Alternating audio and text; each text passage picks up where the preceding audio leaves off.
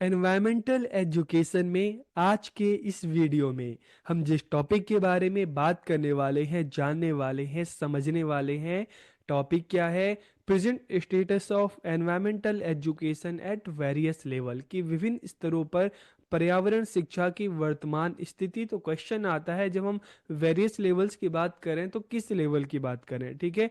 तो यहाँ पर स्कूल्स में हम देखते हैं प्राइमरी होता है, अपर प्राइमरी होता है, सेकेंडरी होता है, सीनियर सेकेंडरी होता है। तो अलग अलग लेवल पे हम जानेंगे, समझेंगे कि एनवायरमेंटल एजुकेशन की क्या स्थिति है, किस तरह से बच्चों को पढ़ाया जाता है, सिखाया जाता है, समझाया जाता है।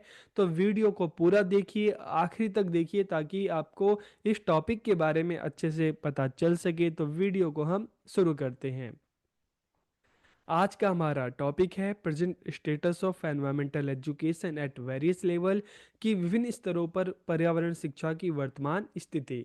तो देखिए, जब हम एनवायरमेंटल एजुकेशन की बात करते हैं और अपने भारत की बात करते हैं, तो the root of environmental education are also present in Indian culture, की पर्यावरण शिक्षा की जड़ें भारतीय संस्कृति में विद्यमान है। अगर हम प्राचीन टाइम की बात करें, वैदिक काल की बात करें, तो वहाँ पर भी जो यज्ञ हवन होते थे, उनके माध्यम से पर्यावरण को शुद्ध किया जाता था। ठीक है। जो हमारे एनवायरमेंटल के 5 एलिमेंट्स हैं, ठीक है, चाहे हम एयर की बात करें, हम जल की बात करें, ठीक है, हम आग की बात करें, ये जो 5 एलिमेंट्स हैं, इनको स्वच्छ रखने के लिए ही हवन होते थे। ठीक है। तो हम प्राचीन काल से देखें, आज तक भी देखें, तो हमारे जो लोग हैं भारत में, जैसे हमने देखा कि अंग्रेजों के आने से पहले, यूरोपियन के आने से पहले, यहाँ पे 90% से ज़्यादा लोग जो है खेती बाड़ी से जुड़े हुए थे। ठीक है।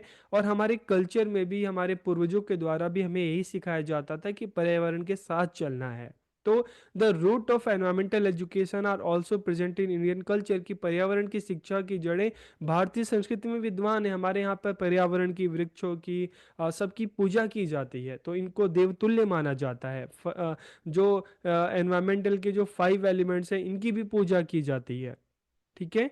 Environmental education is an important part of current education, की पर्यावरण शिक्षा वर्तमान जो शिक्षा है उसका एक महत्वपूर्ण हिस्सा है। महत्वपूर्ण हिस्सा क्यों है? क्योंकि देखिए, आज का टाइम देखिए, तो हम देखते हैं ग्लोबल वार्मिंग है। ठीक है। टाइम से बारिश नहीं हो रही, गर्मी बहुत ज़्यादा पड़ रही है।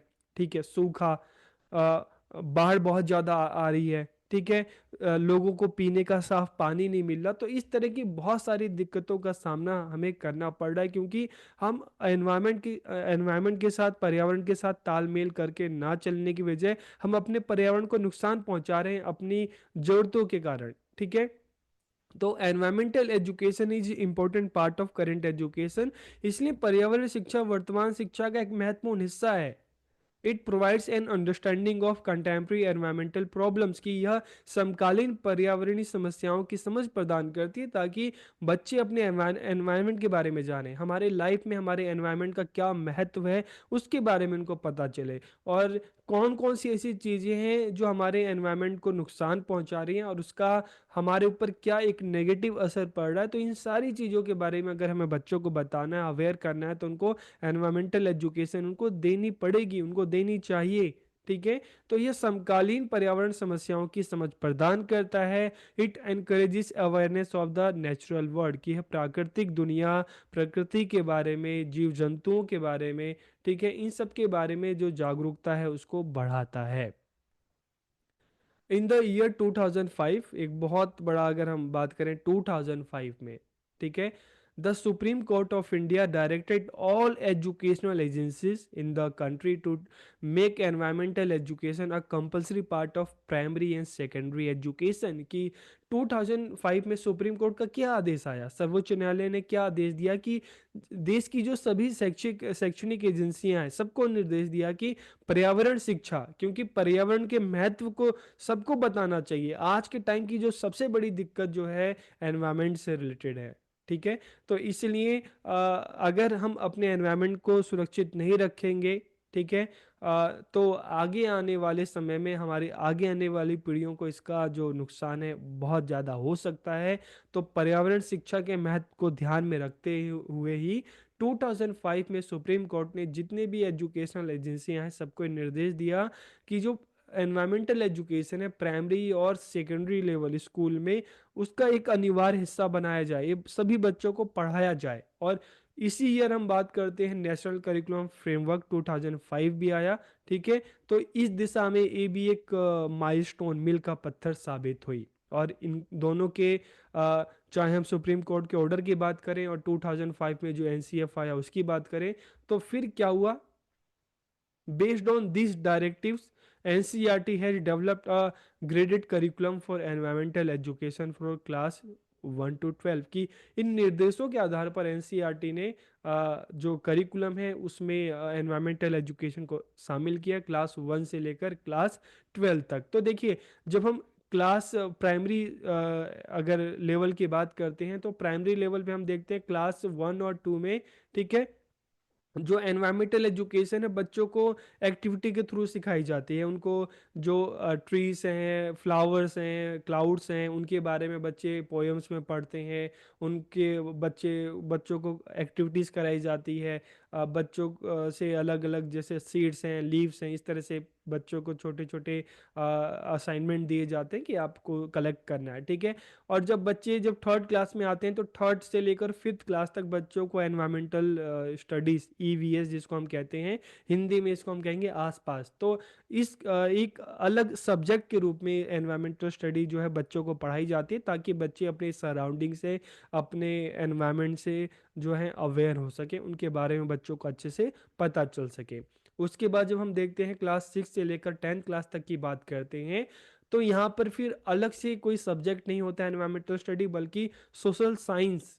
ठीक है, और जो साइंस है उनके साथ बच्चों को जो हम देखते हैं यहाँ पर जो एनवायरमेंटल एजुकेशन होता है वो सोशल साइंस और साइंस में वो मिक्स होता है। ठीक है, तो उसके साथ बच्चों को पढ़ाई जाती है, जिसमें जैसे सोशल साइंस में हम ज्योग्राफी की बात करते हैं।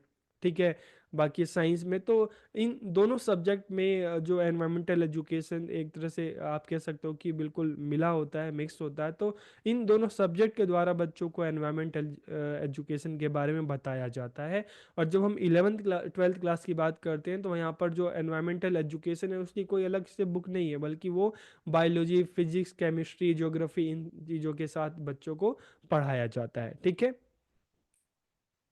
अब हम अलग अलग लेवल की बात करते हैं, तो एक बेसिक नॉलेज आपको हो गई कि फर्स्ट क्लास से लेकर 12th क्लास तक अलग अलग लेवल पे किस तरह से बच्चों को एनवायरमेंटल एजुकेशन पढ़ाया जाता है। अब हम एक एक लेवल की बात करेंगे कि environmental education at primary level.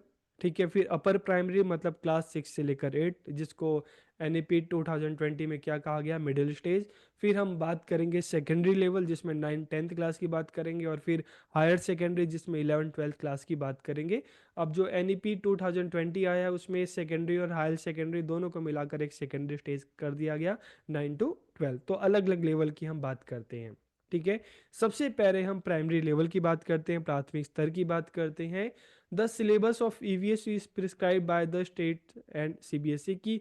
EVS का पाठ्यक्रम राज्यों और सीबीएसई द्वारा निर्धारित किया जाता है। अलग अलग स्टेट की गवर्नमेंट है, अपने हिसाब से, अपनी ज़रूरतों के हिसाब से ईवीएस जो बुक है उसमें क्या टॉपिक दिया जाए तो अपने हिसाब से डिसाइड करती है। जैसे सीबीएसई हम देखें तो एनसीईआरटी की बुक्स फॉलो करती है। और यहाँ पर फर्स्ट सेकंड क्लास तो एनवायरमेंट एजुकेशन है, बच्चों को मैथ्स के साथ, लैंग्वेज के साथ पढ़ाई जाती है। और थर्ड से लेकर फिफ्थ क्लास तक एक अलग सब्जेक्ट के रूप में बच्चों को पढ़ाई जाती है। तो environmental education at primary level is given in the form of EVS. ठीक है, generally no separate EVS book is used in class 1 and 2 कि 1 2 में किसी तरह की अलग से कोई बुक यूज नहीं की जाती, बल्कि ये मैथ्स के साथ, लैंग्वेज के साथ पढ़ाई जाती है। और क्लास थर्ड से लेकर फिफ्थ क्लास तक की अगर हम बात करें, तो यहाँ पर ईवीएस नाम से, एनवायरमेंटल स्टडी नाम से जो बुक है जिसमें बच्चों को एनवायरमेंटल एजुकेशन दी जाती है।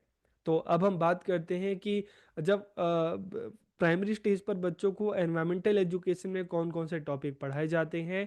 तो making students familiar with their on body, कि विद्यार्थियों को अपने शरीर से परिचित कराना। ठीक है, developing awareness about one's current surrounding, कि अपने वर्तमान के जो परिवेश है, आसपास है, उसके बारे में बच्चों को बताना। और इसके अलावा जो चाहे हम फूड की बात करें, हम वाटर की बात करें, एयर की बात करें, ठीक है, हम शेल्टर की बात करते हैं, ठीक है, इन सारी चीज़ों के बारे में बच्चों को बताना। और उसके बाद role of trees and plants in our ecology, कि हमारी पारिस्थितिक में पेड़ और पौधों की क्या भूमिका है, हमारे लाइफ में इसका क्या महत्व है। इसके अलावा फेमिलाइजेशन विथ लोकल जो बर्ड्स हैं, जो हमारे आसपास की जो चिड़ियां हैं, ठीक है, जैसे हम नॉर्मली हम देखते हैं ना कि कबूतर हो गई, गोरैया हो गई, तोते हो गए, इन चीज़ों के बारे में, एनिमल्स के बारे में, ठीक है। और हम अपने आसपास की जो वस्तुएं देखते हैं, ठीक है, उन उनके बारे में, जैसे बच्चे ने आसमान में क्लाउड्स देखा, मून देखा, सन देखा, स्टार देखे, इन चीज़ों के बारे में। और इसके अलावा लिविंग नॉन लिविंग थिंग्स के बारे में बच्चों को पढ़ाना, significance of cleanliness and sanitation की, स्वच्छता और सफाई के महत्व के बारे में बताना।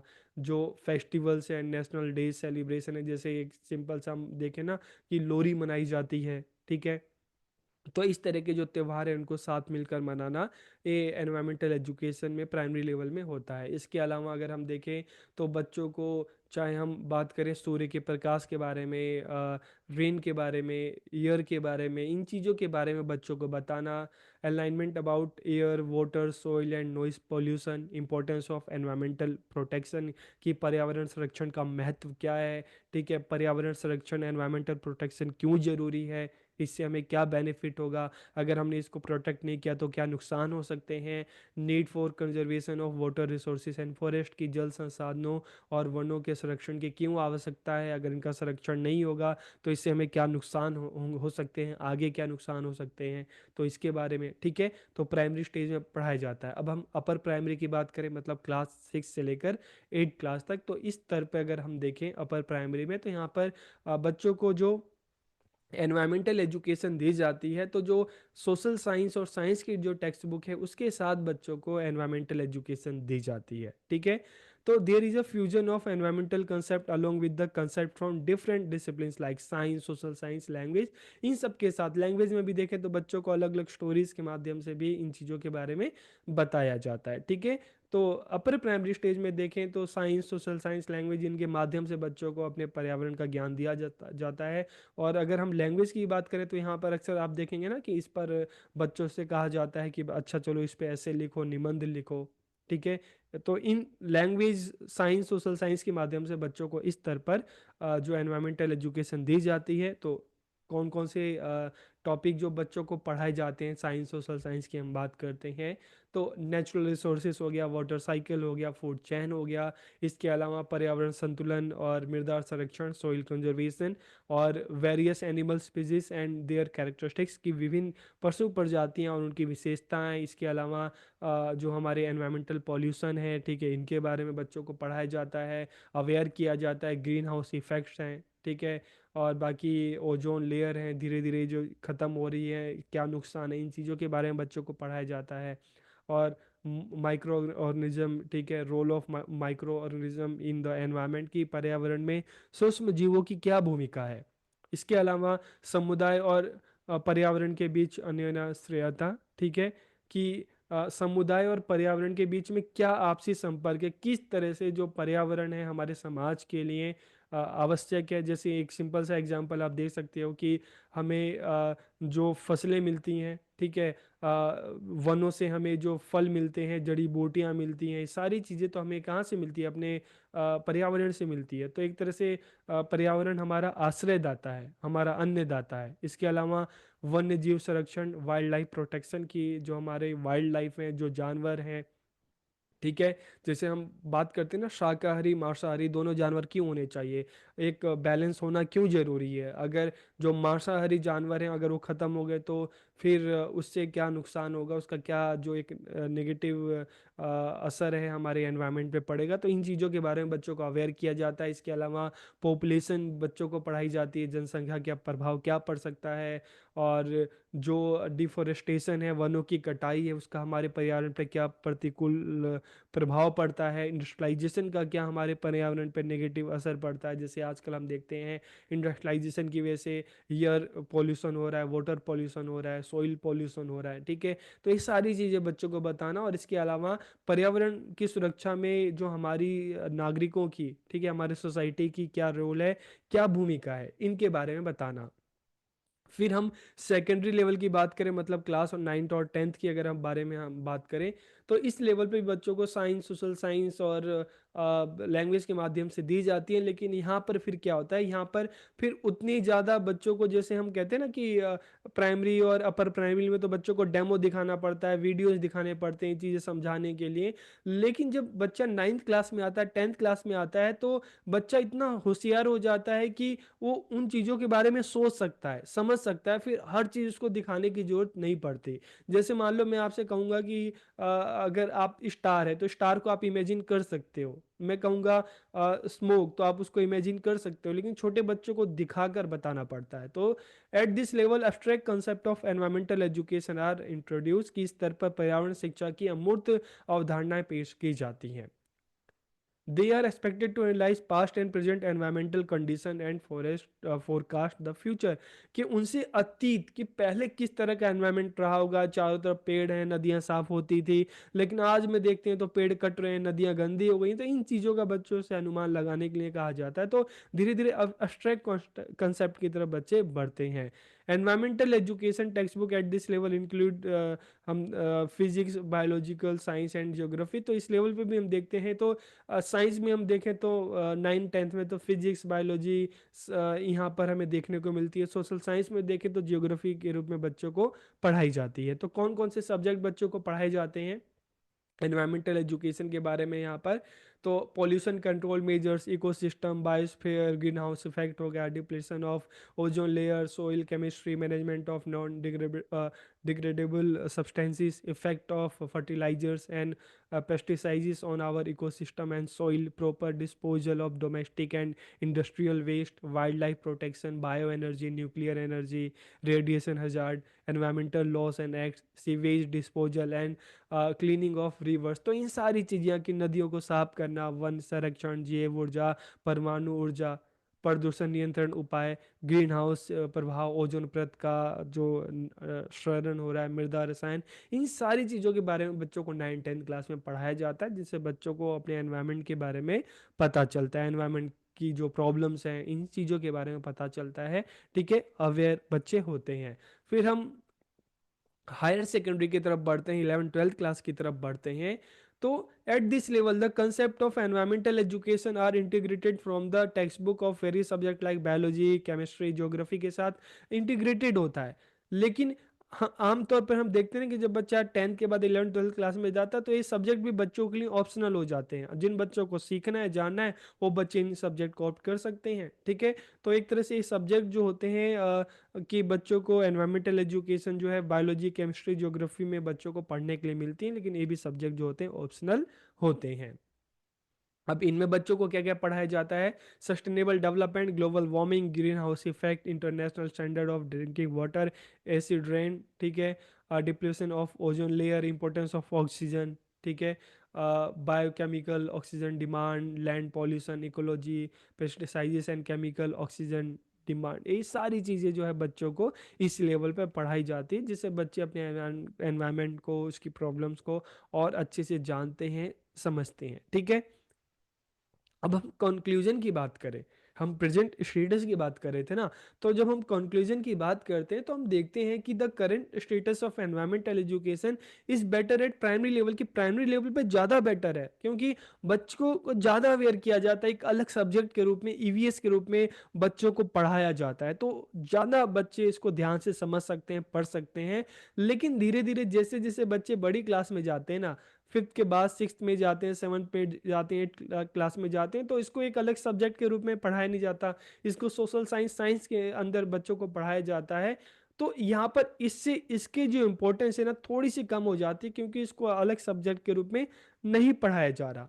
और इससे क्या होता है कि जो टीचर्स भी होते हैं कई बार वो भी इतना ज़्यादा सीरियस नहीं होते। मेन होता है कि चलो बच्चों को साइंस पढ़ानी है, फोकस क्या होता है कि बच्चों को साइंस पढ़ानी है, मैथ्स पढ़ानी है। घर वालों का भी प्रेशर बच्चों को होता है कि बच्चा इंग्लिश अच्छे से सीखेगा, साइंस सीखेगा, मैथ्स सीखेगा। तो इन चीज़ों पे बच्चों का, पेरेंट्स का, टीचर्स का फोकस होता है कि बच्चे अच्छे से नंबर लाएं, ज़्यादा से ज़्यादा नंबर लाएं। तो फिर समझने की जगह अच्छे नंबर लाने, रट्टा करने, इन चीज़ों पर ज़्यादा ध्यान केंद्रित हो जाता है। तो विद्यार्थी पर्यावरण के मुद्दों को समझने की बजाय रटने पर ध्यान देते हैं। ठीक है। और 11th 12th क्लास में देखते हैं तो ऑप्शनल सब्जेक्ट हो जाते हैं, तो वहाँ पर भी हम देखते हैं कि इतनी ज़्यादा इंपॉर्टेंस नहीं दी जाती। लेकिन इसके बाद भी अगर हम देखते हैं तो हमारे जो करिकुलम में हम इसकी जो स्थिति है पहले से बेहतर है। बेहतर क्यों है? क्योंकि 5th क्लास तक भी हम देखते हैं सब्जेक्ट के रूप में पढ़ाया जाता है। 6 से लेकर 10th क्लास में भी देखते हैं तो जियोग्राफी और साइंस में बच्चों को इसके बारे में पढ़ाया जाता है। तो इससे स्कूल में जाने वाले जो बच्चे हैं स्टार्टिंग से ही वो अपने एनवायरनमेंट के बारे में, उसकी प्रॉब्लम्स के बारे में काफ़ी हद तक अवेयर हो जाते हैं। और इसके साथ साथ हम ये भी देखते हैं कि स्कूल्स में एनवायरमेंटल एक्टिविटीज़ काफ़ी होती है, एनवायरमेंटल एजुकेशन से रिलेटेड। चाहे हम पोस्टर कंपटीशन की बात करें, चाहे हम प्लांटेशन जो वृक्षरोपण जो साल में होते हैं, ठीक है, इस बारे में डिबेट होते हैं, डिस्कशंस होती हैं, चर्चाएं होती हैं। स्वच्छ भारत अभियान की भी जैसे हम बात करते हैं, ठीक है। तो कई सारे अभियान होते हैं, टाइम टाइम पे स्कूल्स में होते रहते हैं, तो बच्चों में अवेयरनेस ज़्यादा बढ़ती है, ठीक है। तो इस तरह से हम देखते हैं कि आज के टाइम में एजुकेशन सिस्टम की बात करें, ठीक है, तो प्राइमरी लेवल पर तो बहुत अच्छे से ध्यान में दिया जाता है। उसके बाद जो है साइंस और सोशल साइंस के रूप में बच्चों को उसमें बच्चों को एनवायरमेंटल एजुकेशन के बारे में पढ़ाया जाता है। तो काफ़ी हद तक देखते हैं कि बच्चे अपने एनवायरमेंट के बारे में, उससे रिलेटेड प्रॉब्लम्स के बारे में बच्चे काफ़ी हद तक अवेयर हो चुके हैं, ठीक है। तो वीडियो आपको कैसी लगी कमेंट करके ज़रूर बताइए। आप सबका बहुत बहुत धन्यवाद।